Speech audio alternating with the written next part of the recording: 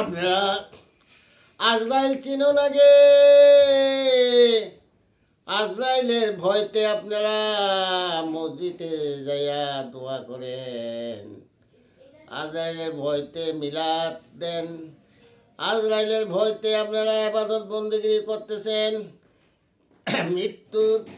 মৃত্যুর সময় আজরাইল দানটা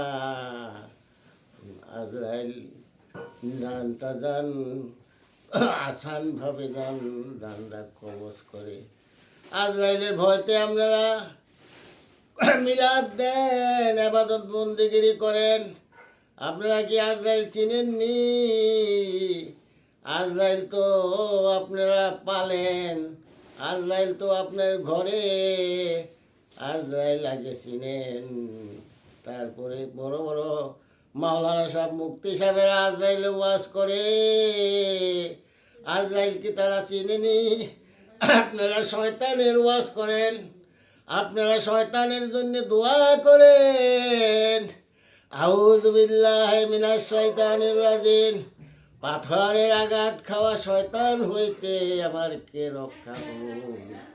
আপনারা শয়তানের জন্য দোয়া করেন, শয়তান কি চিনেননি? শয়তান চিনেননি আপনারা? আগে শয়তান চিনেন, আগে আজরাইল চিনেন। আজরাইল তো আপনি পালতেছেন, শয়তান তো আপনারা পালতেছেন। শয়তান তো আপনার নিজের কাছে শয়তান, আপনার নিজের দেহের ভিতরে শয়তান, আপনার নিজের দেহের ভিতরে আজরাইল। আপনাকে আজরাইল আগে চিনেন, তারপরে আজরাইলের ওয়াজ করুন। দেখেন, আল্লাহর হাবিব রহমতুল লিল আলামিন বলল, আমি জ্ঞানের শহর। আলী হইল সেই জ্ঞানের শহরের দরজা। বাবারে, বাংলা বলতে হইলে পুরাপুরি বলতে হবে। এই কথাটা হইল, আমি জ্ঞানের নগরী। আর বুদ্ধ নেতা হইল উদ্ধ সাধক।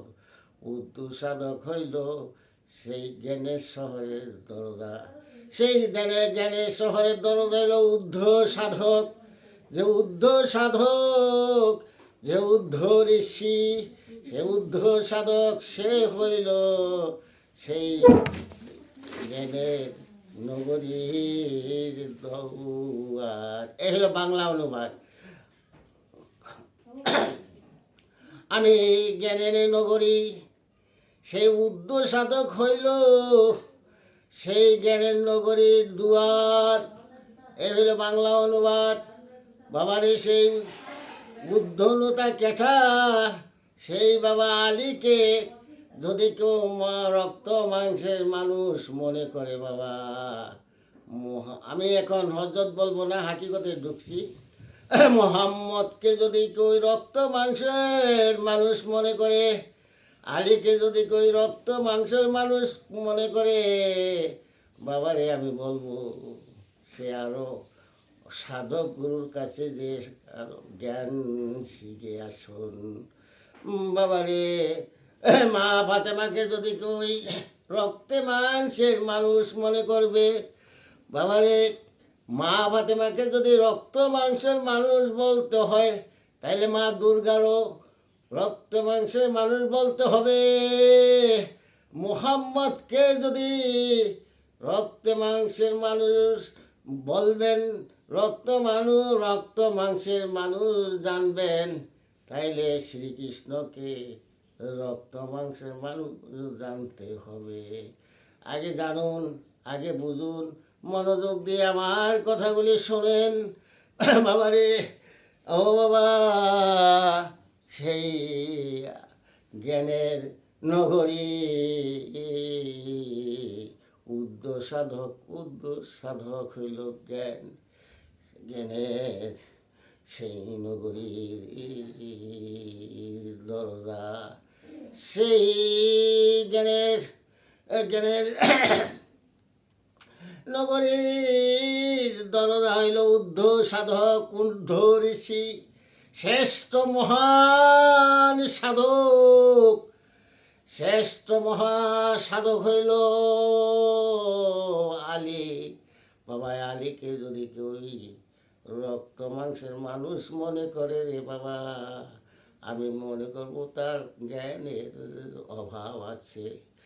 গাঢ় জ্ঞান শিক্ষা করেন সাধক গুরুর কাছে, মহামানবের কাছে যে আরো জ্ঞান শিক্ষা নেন। মোহাম্মদকে যদি রক্ত মাংসের মানুষ মনে করে রে বাবা, আমি মনে করব তার জ্ঞানের অভাব আছে, আরো জ্ঞান অর্জন করেন সাধক মহামানবের কাছে যে, সাধক গুরুর কাছে যে। ও বাবা রে,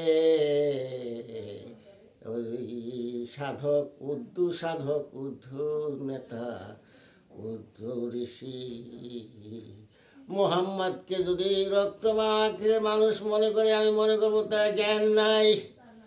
এ বাবা, কোরআন শরীফ খুলবেন আপনারা, কোরআন মানবেন না হাদিস আর গল্প মানবেন, কিচ্ছা কাহিনী মানবেন? কোরআনের ভিতরে দেখেন সূরা আযাব 40 নম্বর আয়াতে কি বলছে আল্লাহ, মা কানা মুহাম্মদ তো কোনো মুহাম্মদ কারো মানুষের পিতা নয়, মুহাম্মদ কারো ঘরে জন্ম দেয় নেই, মুহাম্মদ কোনো মানুষের পিতা নয়। সূরা আযাব 40 নম্বর আয়াত খুলে দেখেন কোরআন। বাবারে, কেন মুহাম্মদকে আপনারা রক্ত মাংসের মানুষ মনে করেন? মুহাম্মদ তো রক্ত মাংসের মানুষ নয় রে বাবা।